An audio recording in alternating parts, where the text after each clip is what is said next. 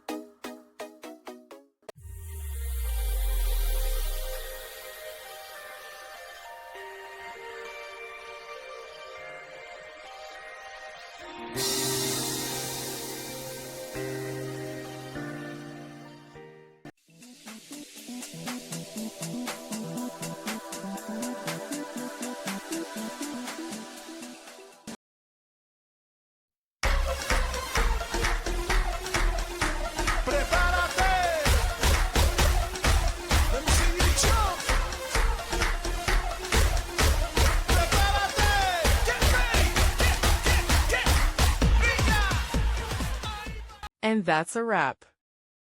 I hope you found the answer you were looking for. If you did, take a second to hit that subscribe button. It really helps out. And let me know in the comments which solution worked best for you.